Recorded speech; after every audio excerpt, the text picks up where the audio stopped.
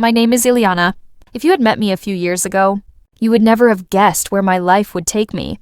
Back then I was just the quiet one in the family, the girl, with dreams no one took seriously.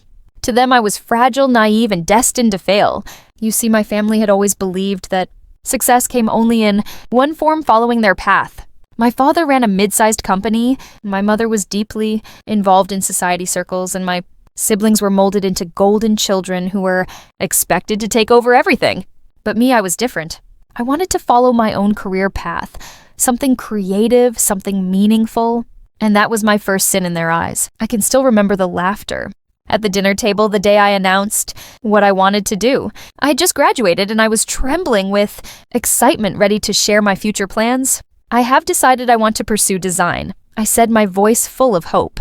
The table went silent for a moment. Then, as if on cue, the chuckles began. My brother smirked, my mother sighed as if I had said something utterly ridiculous, and my father shook his head with pity. Design, that's not a career, Ileana. That's a hobby, my father said, setting down his glass. You should be thinking about real work, not sketching on paper. My brother leaned back in his chair and laughed. So you are going to draw pictures while the rest of us run the company. That's adorable. I laughed nervously, trying to defend myself. It's not just drawing. It's business branding strategy.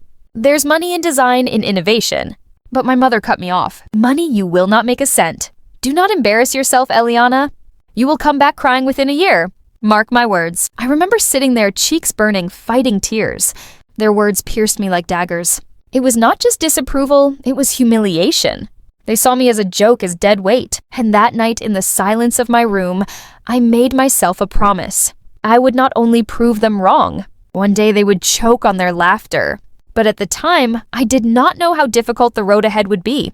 I started small. While my siblings were being handed positions in my father's company, I was taking freelance gigs. Late nights, endless rejections jobs that paid less than minimum wage. I poured everything into building a portfolio, into proving to clients that I was worth the chance. And the irony, my own family never asked me once how it was going. No encouragement, no questions, not even curiosity. In fact, they seemed to enjoy waiting for me to fail. Months passed, then a year. Slowly, very slowly, things started shifting. A few clients became regular ones. I made connections, learned from failures, built resilience. I was surviving, barely, but surviving. Then came the betrayal. It was my sister's birthday. The whole family had gathered at a restaurant, and I was late because I had been on a client call. When I finally arrived, they were already laughing over wine. As I slid into my seat, I heard my brother's voice loud and mocking. Do you know what Ileana's been up to? She thinks she is running some kind of design empire. My father chuckled. Empire, more like a lemonade stand. And the table erupted in laughter. I froze. They had been talking about me, making me the butt of their jokes. My cheeks burned as my sister chimed in, she still lives paycheck to paycheck. Can you imagine? I do not even know why she bothers. The worst part was not even their words. It was the way they said it with such ease, as though mocking me was a family tradition, as if I was the entertainment. I excused myself to the bathroom, locked the door, and stared at my reflection. My hands were trembling, my throat tight with rage and shame. For the first time, I questioned everything. Was I wasting my life? Was I really a fool? But something inside me hardened that night. They wanted me to break. Instead, I decided I would rise. From then on, my nights grew longer, my work sharper. I did not just want to survive anymore, I wanted to dominate. I wanted to build something so strong they could not ignore, me so powerful they could not laugh. It was not about validation anymore. It was about justice, and justice takes time. Years passed. I took jobs others would not. I slept less than 5 hours a night. I studied not only design, but also business marketing leadership. I observed my father's company from the outside, noticing every weakness, every outdated process, every blind spot they ignored because they were too busy feeling superior. And as my family continued to mock me, I built in silence. They thought I was failing, but in truth I was laying bricks for an empire. And here's where the story truly begins. Because one day the tables would turn, and the people who once called me useless would find themselves looking at me as their boss. But before that moment of revenge, the universe tested me one more time. Because just when I was finally gaining traction, something happened that nearly broke me. It was a sunny morning when my phone buzzed. I answered expecting a client, but instead it was my mother's voice. Ileana, she said coldly, we need to talk. Come to the house tonight. I hesitated, heart pounding. What is it about? You will see, she said, then hung up. I felt a pit in my stomach all day. Something was wrong. That evening, I walked into the family home, only to find everyone seated in the living room. My parents, my siblings, their smug faces watching me. My father cleared his throat. We have been talking. It is time you faced reality. Your so-called career is going nowhere. You are wasting your life, and frankly, you are embarrassing the family name. I stood frozen, staring at them. Then my brother smirked. So we decided it is best if you stop pretending. Come work under us. We will give you a junior assistant position at the company. At least then you will have real work. Laughter filled the room again. A junior assistant. In their eyes, that was all I was worth. And in that moment, something inside me snapped. I smiled. For the first time in years, I smiled in front of them, not with fear, not with hurt, but with a fire they could not see. And I thought to myself, someday soon you will regret this. Someday soon you will work under me. That night, after walking out of my parents' house, I did not cry the way they expected me to. I did not crumble. Instead, I sat in my car gripping the steering wheel until my knuckles turned white. And I whispered to myself, I will never ever beg them for validation again. From that moment forward, I stopped working just for survival. I started working with a mission. Every late-night sketch, every pitch, every contract. I signed it, all had one goal: to make sure I would never be beneath them again. The road was not glamorous. I did not have investors or family money. I had grit. I picked up every small project I could find.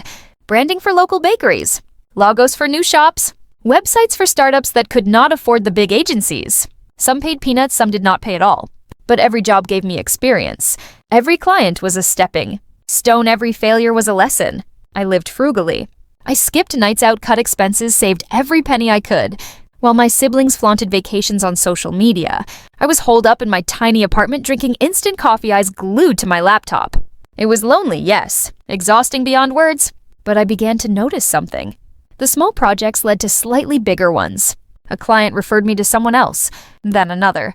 Slowly my name began to carry weight. Within 3 years, I was running my own small firm. I had a team of 2, then 5, then 10. We were not flashy, but we were efficient. Clients loved that we treated them like partners, not numbers. Word spread, and with every successful project, my confidence grew. Meanwhile, my father's company, the Empire, my siblings bragged about, was showing cracks. I heard whispers from old acquaintances about outdated strategies, about missed opportunities, about younger competitors stealing their clients. But my family, they ignored all warning signs. They were too arrogant to adapt, too sure of their superiority. One day I stumbled across something that made my heart race. A major contract my father's company had mishandled had landed in my lap. Their client had left them furious with their lack of creativity and came to me instead. At first I hesitated. Taking them on felt dangerous, like trespassing into forbidden territory. But then I remembered my father's smirk, my brother's laughter, my mother's scorn, and I said yes. That contract changed everything. It gave my firm credibility overnight. More clients followed. Soon we were not just competing, we were outpacing them in areas they had once dominated. I kept it quiet. My family had no idea. In their minds, I was still the silly little girl drawing in her room. They had no clue that I was slowly chipping away at the very foundation of their empire. And then came the turning point. One afternoon, I received a call from an investor. He had been watching my growth, impressed by my progress. Eliana, he said, have you ever considered expanding beyond design? You have the instincts for more. Branding, consulting, full-service solutions. The idea terrified me. Expansion meant risk money pressure. But something in me lit up, because deep down I realized this was my chance. If I grew big enough, if I positioned myself strategically, I could do more than compete. I could overtake. I said yes. And just like that, my world exploded into a whirlwind of deals, planning, and sleepless nights. I studied business models, partnered with specialists, hired top talent. We were not just a design firm anymore. We were a rising powerhouse. Still, I kept everything hidden from my family. They assumed I was barely scraping by. Whenever we crossed paths, they made little digs. Still chasing that hobby. One day, you will come running back. I smiled, politely nodding, never correcting them, because I knew something they did not. Revenge tastes best when served cold. Years rolled on. By the time I was nearing my late 20s, my company was not only profitable, it was thriving. We had international clients recognition awards. I was invited to conferences to speak as an industry leader, and yet my family remained blind to it all. Then one evening, fate placed me exactly where I needed to be. I attended a business gala, the kind my parents frequented. I had not intended to cross paths with them, but there they were, my father and brother, laughing, glasses of champagne in hand. When they saw me, my father raised an eyebrow. "Eliana, what are you doing here? These events are for professionals." I smiled. I was invited. My brother chuckled. "By who? The caterers?" I did not respond. Instead, I walked past them and took my seat at the head table right beside the keynote speaker.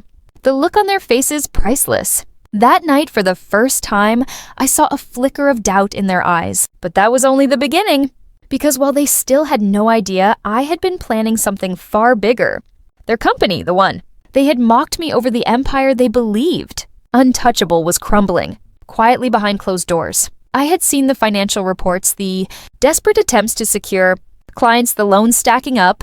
They were vulnerable, and I was ready. But before I tell you how I made my move, let me pause for a moment. If you have followed me this far, drop a comment below, telling me where you are watching from. And if you love shocking stories of family betrayal and sweet revenge, hit like, share, and subscribe. Trust me, you do not want to miss the final twist of this story. Now back to the night everything changed. I was approached by a board member from my father's company. He leaned in close and whispered, "We need help. Your father will not admit it, but the company is in trouble. We are losing clients. Morale is low. If something does not change, we will collapse." I kept my face neutral, but inside my heart was pounding. Here it was, the opening I had been waiting for. Instead of answering, I simply nodded and said, "I will think about it." And when I left that gala, I knew. The time had come. I was no longer the girl they mocked. I was the storm about to hit them. When I left that gala, I barely slept. My mind spun with possibilities, with strategies, with questions. For years, I had prepared for this moment without even realizing it. And now it was here. My father's company was crumbling. They did not want to admit it, but I could see it clearly. Their pride blinded them, their arrogance had made them slow, and the world had moved on without them. And I was standing right at the edge of an opportunity I had once only dreamed about. The next few weeks were a blur of research meetings and quiet planning. I spoke to contacts, gathered documents, studied the company's weak points. I was not reckless. I was deliberate, calculated. If I was going to strike, it had to be perfect. One evening, I sat in my office long after everyone else had gone home. The city lights glowed through. The window and my reflection stared back at me. From the glass, I whispered to myself, "This is it, Eliana. This is the moment they will finally see you." I did not want to just compete. I wanted to own what they thought I never could. So I made the call. Through a network of investors and partners who believed in me, I quietly began buying shares of my father's company. Not directly, of course. I was not foolish enough to let them see my hand. But piece by piece, through silent allies and trusted connections, I started to take control. And while I was doing this, I continued to grow my own company, expanding into areas they had long neglected. Every client they lost seemed to find their way to me. Every mistake they made became my gain. The more they weakened, the stronger I became. Months turned into a year. My family still mocked me whenever we met. "Still playing with your little designs?" My brother would sneer. "One day, Eliana, you will realize you are wasting your time." I smiled each time, biting back the truth. Because by then I already owned enough of their company to influence decisions. They just did not know it. The day of the board meeting arrived. I walked into that room in a tailored suit, my head held high, and took a seat at the long polished table. My father was at the head, flanked by my brother and sister. They did not even greet me properly. "What is she doing here?" my brother muttered under his breath. The chairman cleared his throat. "We have a new majority shareholder joining us today. Please welcome her." All eyes turned toward me.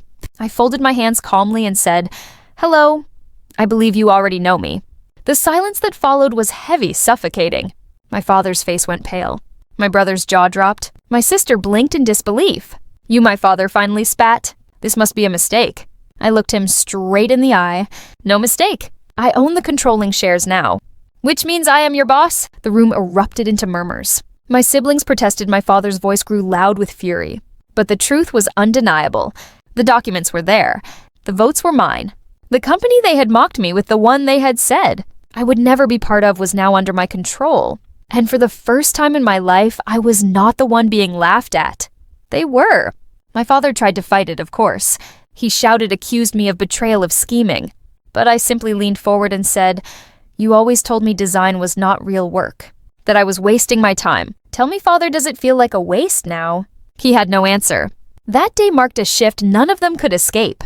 My siblings, once so proud, so arrogant, were forced to work under me. My father, stripped of his control, had to accept that his empire had been taken by the daughter he had mocked. It was not just revenge. It was justice. And yet, as the weeks went by, as I settled into my new role, I felt something unexpected. The revenge was sweet, yes. Watching their pride crumble, seeing their faces as I gave orders, was satisfying beyond measure. But what stayed with me even more was the lesson I had learned through it all. I did not succeed because I wanted to destroy them. I succeeded because I refused to give up on myself. Because every insult, every dismissal, every night I spent working in silence built me into someone they could never break. One evening, after a long day at the office, I found myself alone in the boardroom. I looked around the room, where my father had once ruled with such certainty, where my siblings had once laughed at me, and I felt a strange calm settle over me. I realized something. Revenge was not just about proving them wrong. It was about proving myself right. And I had done it. I had built something they could never take away. When I think back now, I do not even feel anger anymore. I feel gratitude. Because without their mockery, without their rejection, I might never have fought so hard. I might never have pushed myself to become who I am today. But I did. And that is the greatest revenge of all. So if you are listening to my story, right now remember this. The people who doubt you, who laugh at your dreams, who make you feel small, they are not your ending. They are your beginning. Their disbelief can be the fire that fuels you if you let it. Do not waste your life waiting for their approval. Build your own. And one day you will not need their validation. They will be the ones needing yours. That is what happened to me. And I promise you nothing tastes sweeter.